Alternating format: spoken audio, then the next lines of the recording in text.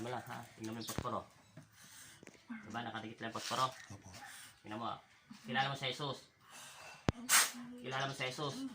May takot ka sa kanya. Ayaw magsalita, diba? Ulitin ko, kilala mo si Jesus. Ayaw niya magsalita, diba? Kilala mo ang Panginoong Jesucristo. Ang Ama sa Langit, kilala mo. Hindi niya masagot, diba? Tatanungin na lang kita at hindi kita sasaktan. Pagbibigyan kita, pero pag hindi ka nagsalita ng maayos, papatahin kita. At lulusawin ko ang buong katawan mo dyan sa katawan ng babaeng ito. Naintindihan mo? Tao ka, hindi. Hindi ka tao. Hindi daw siya tao. Nagsasalita. Ano ka? Maligno ka ba? Engkanto ka ba? Kapre ka ba? Duwende ka ba? Ano ka doon? Tsana ka ba? Ano? Aswang ka ba? Ano ka? Diba sinabi sa'yo, pagbibigyan kita, hindi kita sasaktan. Pero pag hindi ka nagsalita ng totoo, pipilipitin kita sa loob ng katawan niya. Ano kang nilalang kung hindi ka tao? Duwende ka ba? Kapre ka ba? Maligno ka ba? Sumagot ka! Sasagot ka hindi? Ayaw magsalita.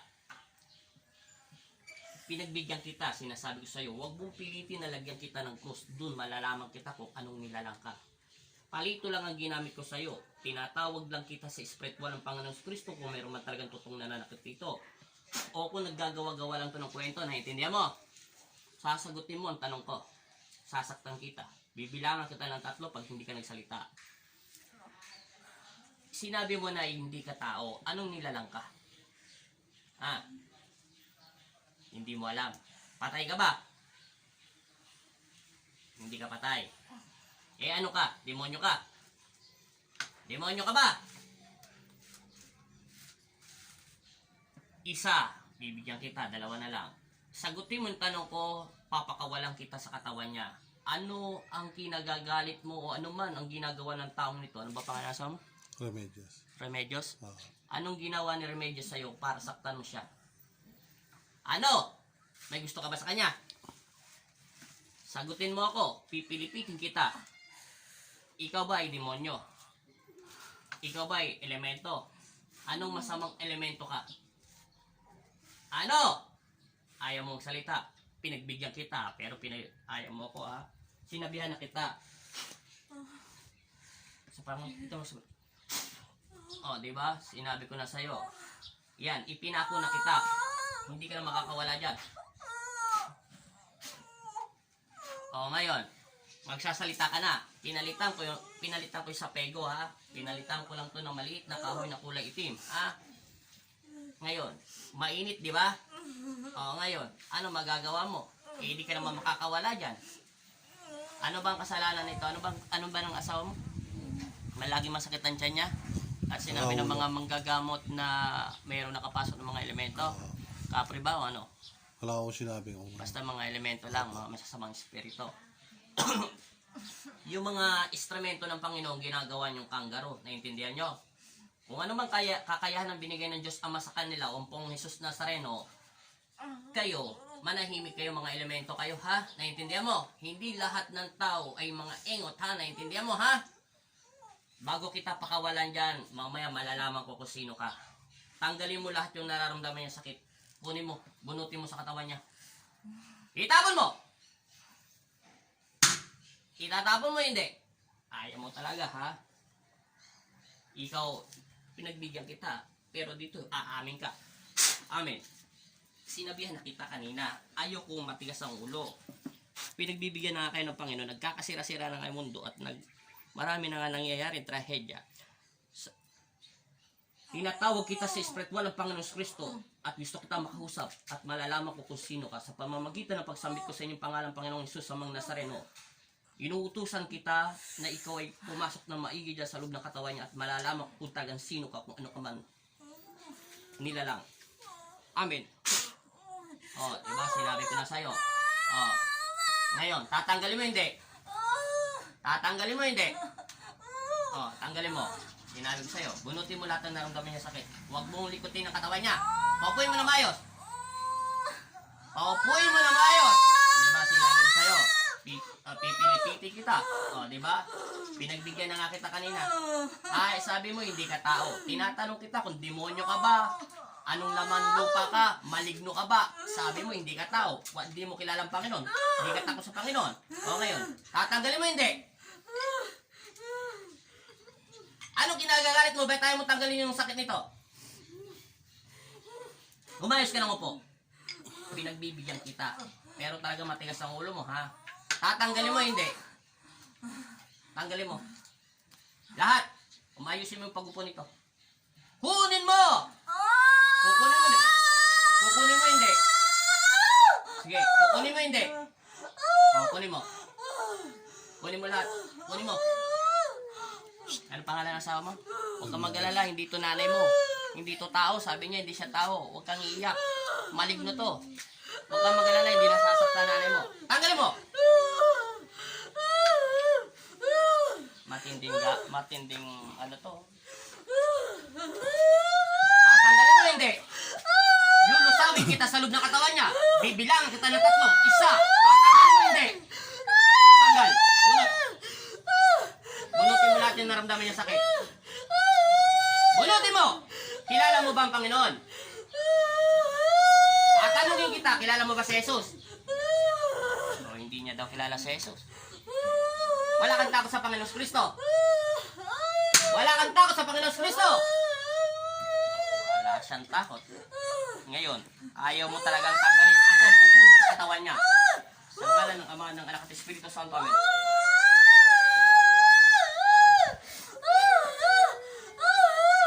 Ayaw mo bunutin, ha? May lulusawin kita sa loob ng katawan niya.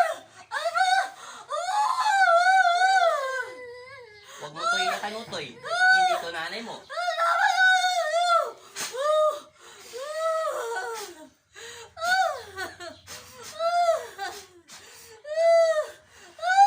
Ay.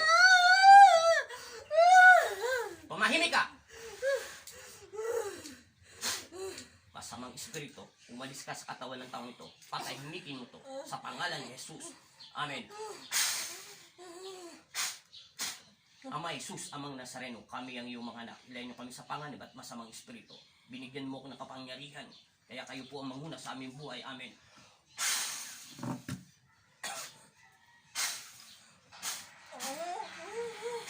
Ama Jesus, amang Nazareno, bigyan mo ko ng kapangyarihan na makapagpuling na may karamdaman. Salamat po sa pinagkaloob mo sa akin. Amen. Ama Jesus, amang Nazareno, kami ang iyong mga anak. Ilayan niyo kami sa panganib at masamang espiritu. Binigyan mo ko ng kapangyarihan, kaya kayo po ang manguna sa aming buhay. Amen. Binabasbasan kita sa pangalan ni Jesus na ikaw ay lumayas, masamang espiritu sa loob ng katawan ng tao ito. Patahimikin mo ko sa pangalan ni Jesus. Amen.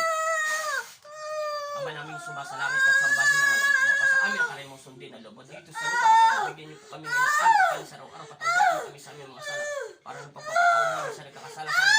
At hindi kami pagtulog sa tukso. At dahil sa kami sa lahat ng masama amin. Sa ngalan ng Ama, ng Anak at Espiritu Santo, lumayas ka!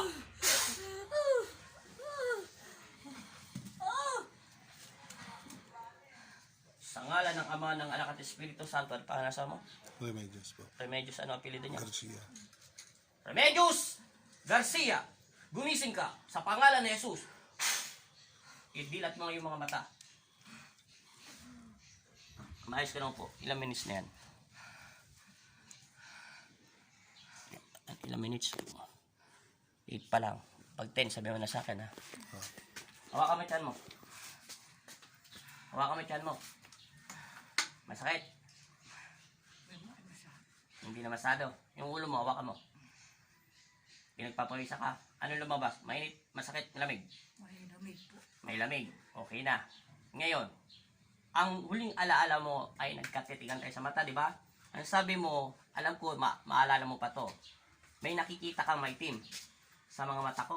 Ibig sabihin, di ba sinabi ko sa'yo paulit-ulit, titingnan ko kung totoo ang sinasabi mo. Sisilipin ko ang kaluluwa mo dahil ang aking mata ay hindi ko to mata.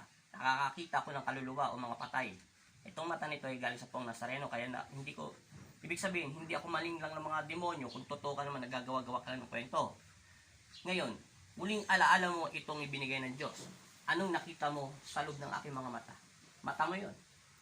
Maitim ba siya? Babae ba siya? Lalaki? Hindi ko na Babae. Tao ba siya? Hindi. Hindi siya tao, di ba? Ngayon, hindi, okay lang, ganun ba? Hindi siya tao, di ba? Nakita mo? Nasa ng alaala mo yung nawala ka ng alaala, di ba? Yung nalang huli mong alaala. Ngayon, anong nilabas doon sa posporo? Mainit ba? Masakit dito? Masakit po. Masakit lang, walang init. Medyo mainit po. Sa kabila, sa paa, Masakit po. masakit na ano? Masakit po parang May tumutusok, po. may nangungulam sa'yo. Naintindihan mo? Yun ay palipad hangin. Ibig sabihin, pag mainit lang mga elemento, pag doon may masakit na may tumutusok, may nangungulam sa'yo, may nambabarang. Ibig sabihin, may nangungulam sa'yo. Naintindihan mo na? Kailangan ko po kaaway. Hindi nga siya nagsasalita. Ikaw tinatanong ko, ano ba pangalan mo? Remedios po. Hindi mo kilala ang Panginoon. Anak po. Sabi mo, hindi mo kilala si Jesus. Tinanong ko sa'yo, kilala mo ba si Jesus Kristo? Hindi. Kilala mo ba ang Panginoong Jesus? Hindi. Kilala mo ba ang Poong Nazareno? Hindi. Lahat ang sinasagot mo, hindi mo alam. Ngayon, huwag mo pansinin yung hilo. Mawawala yan. Ngayon, tatanungin ulit kita. Ano ang pakiramdam mo? Nahihina na po. Nanghina. Ibig sabihin, kulang sa spiritual lang yung katawan sa pagdarasal. Naintindihan mo? Kahit ano pang dami ng anting mo dyan sa balikat mo o sa kwintas mo dyan sa... Yan. Alam ko, anting-anting mo yan, pangontra yan. Waipik yan. Sa mga mangkukulam na nilalang, alam ko, kung hindi siya nagpapakilala at ayaw niya magpasabi ng demonyo siya, etc. Nakita mo na siya, di ba? Babaeng maitim. May halong kulam sa'yo. Naintindihan mo? Pero hindi ko masisiguradong 100% na ikaw ay kinukulam. Kasi sinabi niya hindi nakita mo siya na hindi tao, di ba? Maitim lang siya. May mga taong nagagalit sa iyo. Di ba sinabi sa iyo, wa-effect yung mga pangontra mo. Una, makinig ka muna sa akin. Kahit dagdagan ko pa na maraming pangontra yan, kahit sino pa mga gamot na maglagay ng pangontra yan, kung hindi ang iyong isip at puso ay hindi ka nagdarasal sa Panginoong nating Jesus Kristo o si Jesus, ay tatablan ka pa rin. Naintindihan mo? Ikaw ay binigyan ng mata, bibig, isip at puso upang manalangin sa Panginoong Kristo sa pangalan ng Poong Jesus Nazareno sa mahal na ina, bahala ka. Hindi naman pinapakalaman ng Diyos kung ano man ang relihiyon ng tao. Naintindihan mo? Importante, nagdarasal tayo, magpasalamat sa lahat ng biyaya. Alisin ang galit o matabil ng iyong bibig. Alisin ang lahat ng masamang iniisip sa kapwa. Huwag mo husgahan ang mga taong nakapaligid sa iyo. Nawa, awaan mo sila dahil hindi nila alam ang kanilang mga sinasabi. Naunawaan mo ko? Ang taong nang aapi sa kanyang kapwa ay higit pa siya doon, mas masama. Tingnan mo muna ang iyong sarili bago ka manghusga. Naunawaan mo ko, hindi ko sinasabing ikaw yun. Naintindihan mo? Ang punto ko rito ay lagi ka manalangin. Nakita mo na ang totoong mong sarili. Sa aking mga mata, hindi ko tumata. Mata ng Poong Nazareno. Naunawaan mo ko? Kahit dagdagan mo pa ng maraming pangontra yung buong katawan mo, puspusan mo pa ng pangontra yan. Hindi tatalab ang pangontra basta-basta kung hindi ka tumatawag sa Panginoon mo o sa Panginoon nating lahat. Naunawaan mo ko? Madali ko lang tanggalin ang konting hilo mo. Importante, tinanggal ko lang ang sakit ng mga katawan mo. Ibig sabihin, puspusan mo ang pagdarasal mo. Naunawaan mo ko? Namumula na yung labi mo. Lumalabas ng malamig sa katawan mo, di ba? Dahil may dasal pa yan. Ano ang pakiramdam mo? Mahina po. Nang- Mahina po. Bigla ka ng hina, di ba? Dahil nanibago ka sa presensya ng Diyos. Ibig sabihin, napakahina ng spiritual mo. Pinasok ka ng Diyos upang linisan ang iyong kaluluwa. Maraming manggagamot na tumingin sa'yo, di ba? At nagpapatawas ka. Totoo ang sinasabi nila na meron kang pinaglalaro maligno. Pero hindi nila matukoy kung ano ito. Naunawa mo na kung anong nilalabas ng krus. Mainit at masakit na may tumutusok, di ba? Ano na? 11 na po. 11 na. Pwede ka na magpasalamat ng Panginoon. Ako na bahala dyan. Anong sasabihin mo, Panginoon, sa Panginoong Kristo? Maraming salamat po. Di ba? Nasaan ang diwa mong alaala mong huli? Nasa madilim ka ba? Nasa maliwanag ka ba? May nakikita ka bang tao? May makikita ka bang mga maligno, etc. Wala ka naalala? Medyo sa bahay namin po. Sige, yun. Mas maganda yun. Anong ginagawa mo sa bahay mo? May nakita ka bang taong hindi ko sinasabi yung nagagalit sa'yo. May nakikita ka bang taong mga maitim, malilit na mga elemento, mga ganyan-ganyan. Dinala ka ng Diyos sa bahay mo dahil nandun yung taong nananakit sa'yo. Ano ang may nakita ka doon? May tao ka ba nakita? O may makita ka mga itim, etc. Kasi nag-travel lang yung spirit, ibig sabihin ng yung kaluluwa. Wala ka dito ang kaluluwa mo, ibig sabihin doon ka dinala ng Diyos. Anong nakita mo ron? Hindi po Anong lupa? Itim babae. Itim na babae. Nakita mo yun sa mga mata ko, di ba? Opo, sa banyo na. Pupunta sa bansa ko. Doon ka galing kanina. Pero dito dito ka ginagawa ng pong Nazareno, di ba? O, anong himala ang ginawa sa ng Diyos para malaman na hindi nagsisinungaling ang aking Ama na Panginoon nating lahat? Di ba? Ipinapakita niya sa iyo kung sino man nananakit sa iyo. Hindi ko sinasabing ipinapakita ng Diyos para mag-away-away kayo. Upang anong sabihin ng Panginoon? Magdasal ka para lumayas yun. Ibig sabihin yung bahay mo ay puno ng mga masasamang elemento. O, anong sasabihin mo sa Diyos? Madali ko lang tanggalin at palakasin ang buong katawan mo. Sa ilang segundo lang. Makakatulog ka ng mahimbing.